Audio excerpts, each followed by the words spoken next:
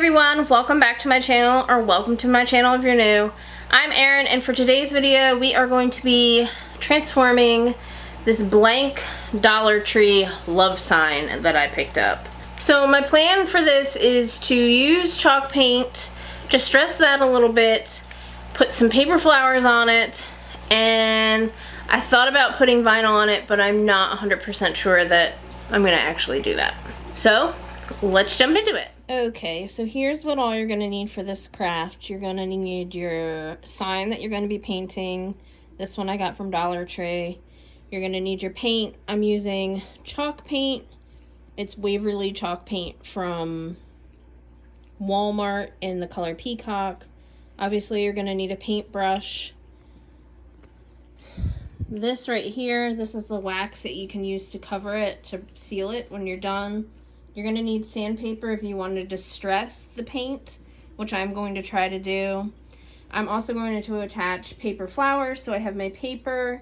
I'm going to be doing some purple, some teal, and then some gray ones. So those are the three things of paper that I have. And then I haven't decided whether or not I'm going to actually use vinyl on this or not, but if I do, I'll either be using silver or white. So, fun fact, I definitely did not check my microphone on my camera before filming this, so it's going to be a voiceover for most of it because it didn't work. Here I was just explaining that I was using the Waverly chalk paint in Peacock and trying to get my camera to focus. With this chalk paint, they recommend that you wait 2 hours between each coat, and I'm pretty sure that that's what I was explaining right here. Up next, I was talking about the wax that you use after you have put on your coats of chalk paint. Now you're going to want to distress the chalk paint, obviously, before you put the wax on. Now with the wax, you are supposed to put a layer of it on and then let it sit for 24 hours before you buff out the wax with a lint-free cloth. They also recommend to use a specific type of wax brush to apply this wax. But fun fact, I did not wait 24 hours before I buffed the wax because I was impatient. And another spoiler alert, I don't have a wax brush, so I just used a kind of fluffier looking paintbrush. So up next, I jumped into painting my sign. So here is a sped up version of that.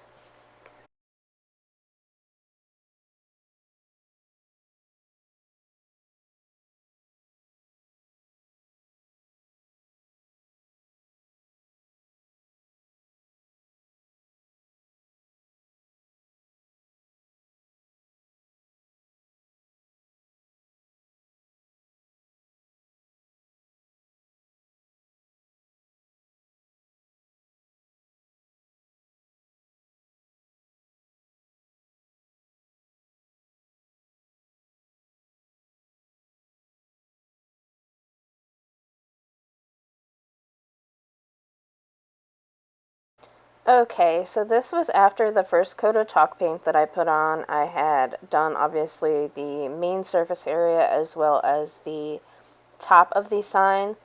I did let this sit for over 2 hours to dry because I had some place to go, and then I came back and I put on my second coat. Now I did end up painting this whole sign, which you will see. Okay, so this was the next day after I had applied another coat of paint to the top as well as I painted the back and the bottom of the sign, which you'll see me flip it over here in just a second. So your next step after this is going to be to de-stress the chalk paint if you wish to do that. Now, the paint says to use between 150 and 180 grit sandpaper to de-stress the paint. I ended up using, I believe it was 150. I also had another finer grit sandpaper that I used to kind of go over some areas. So the next step will be me going ahead and distressing this a little bit.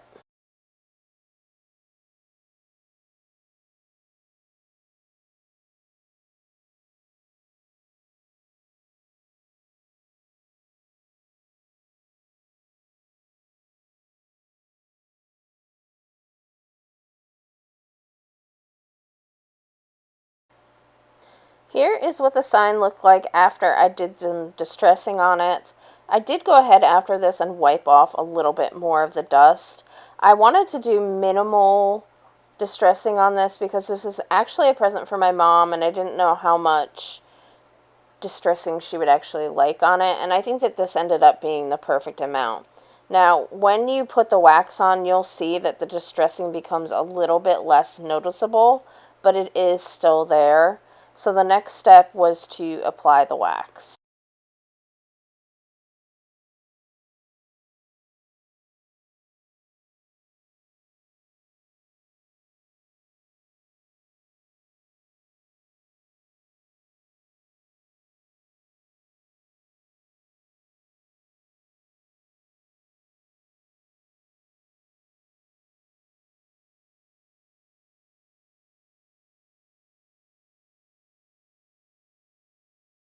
So this is just me showing what it looked like with the wax applied. Now, obviously, it said to let it sit for 24 hours before you buffed out the wax.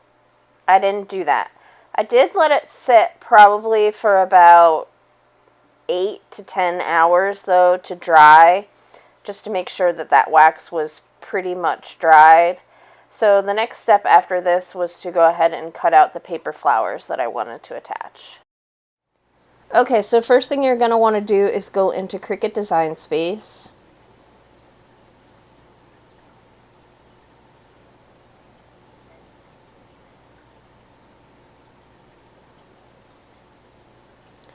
And you're going to want to make a new project. Then I'm going to go to Upload. Now this is the original flower that I had used for the last project, but that one is too big. These are the size flowers that I want for this one. So I'm going to hit Insert Images, and I'll have it linked down below where you can go to sign up. These are off of Jennifer Maker's website. She has free templates.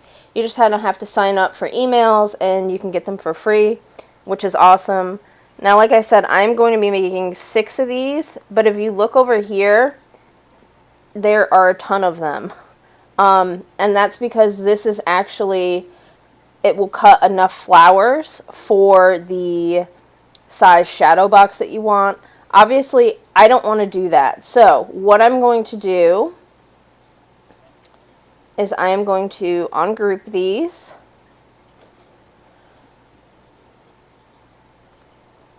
Then I'm going to go down, and I am going to hide all but 6 of them.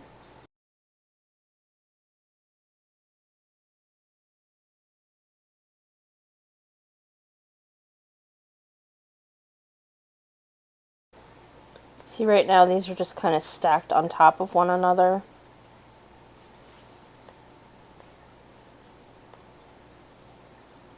And like I said, I only want 6 flowers. Now, like I said, I want 2 of the flowers to be smaller than the rest. And these are ungrouped, so you should be able to move them around, as you can see. So I'm just going to pick 2 of these, and I'm going to make them smaller. Do I want them to be the same size? Not necessarily. So I'm just going to do what I think is best. It's just a guesstimate here.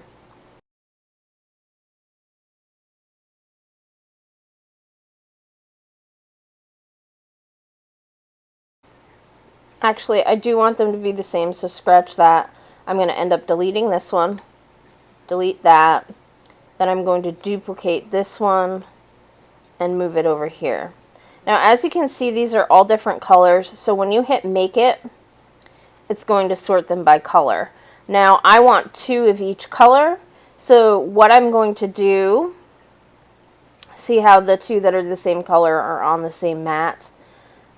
Same premise. What I'm going to do is I'm going to hit cancel on this. I'm going to highlight, oops, I'm going to highlight 2 of these here, and then I'm going to attach these. Now those are the same color. Now I'm just going to move this out of the way so that I can select these 2. Same thing, I'm going to hit attach. Now it's just kind of juggling things around so that they'll fit on the mat. Well, these are going to cut on 3 different mats, but just so you can get a gist, I'll attach these two, just so they move around at the same time. So as you can see, we have the 3 different groups. We have 1, 2, 3. That'll give me my 6 colors. Now when you hit make it, it should sort it into 3 mats instead. So obviously up next, what you're going to do is you're going to cut out these flowers and then we will roll them. I will be cutting these out on the light cardstock setting. So you'll just hit continue, make sure your setting is correct, and then hit make it. So I will catch you after I have cut out these flowers. So here I was after I had cut out the flowers. I was kind of going over the color changes that I did. So I did end up sticking with some purple and gray flowers, but the smaller white looking flowers are actually a glitter cardstock. I don't know how well that picked up on the camera. I don't think it did at all, honestly, but it is like a glittery cardstock, and I decided to do those for the smaller flowers. Now again, I am a novice when it comes to rolling flowers, but the next step was to go ahead and roll your paper flowers. In order to roll the flowers, you're going to need some type of quilling tool. Now you can use tweezers, you can make your own quilling tool. I actually happen to have the Cricut quilling tool. Now what you're going to do is you're going to take the outside of the flower, so not the inside of the spiral, and then you're just going to roll the paper towards you until you complete the flower. Then you're going to let it loosen up in your hand to how you want the flower to look. And then once you let it loosen up, it'll look a little bit more natural. Now you can also make it look a little bit more natural by rolling the petals so they're kind of rolled at the top. And you'll see me do that in this clip eventually, but I think that's kind of what I was explaining here. So, without further ado, let's roll some flowers.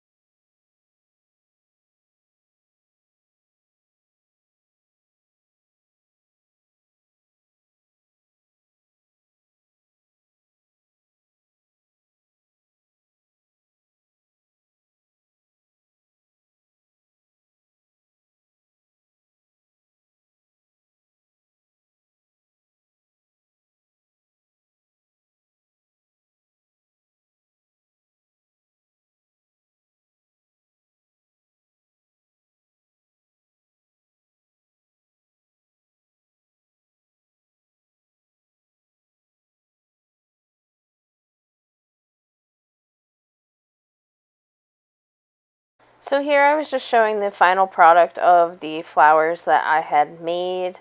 Now, after this, I went ahead and I kind of laid them out on the sign about where I wanted them to be.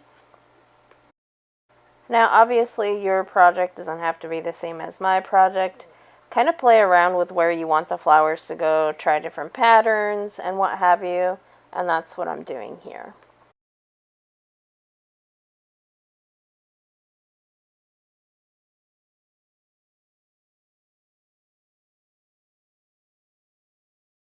So this was the final design that I decided to stick with. I just liked the way it looked. And there I was just pointing out that you could still see some of the distressing. So yeah, this is the final design pattern that I settled on. And in this next clip, I actually discovered that my microphone hadn't been working. So, end of voiceover here. So, first off, apologize for the audio issues. I had no idea that my microphone wasn't working, so hopefully the voiceover sufficed. Second of all, my dogs are playing with a toy right now, so if you hear some craziness in the background, that's what that is. I did decide not to wait 24 hours for the wax because I'm impatient. So, I'm going to go ahead and buff this and add the flowers, and then I will show you the final project in my outro. Now you're going to want to use a lint-free cloth to buff the wax that's on your project, and pretty much you're just going to buff it until you have the sheen that you want.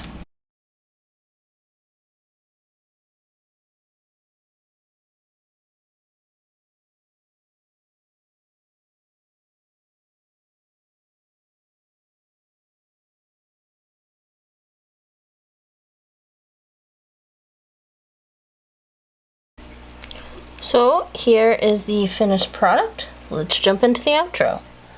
So here is the final product. I'm actually pretty proud of it. I don't know how well the distressing is picking up on this. I didn't do too much distressing because I don't know that that's my mom's cup of tea, but I thought that a little distressing, she wouldn't mind that. So you can kind of see the spots around on here.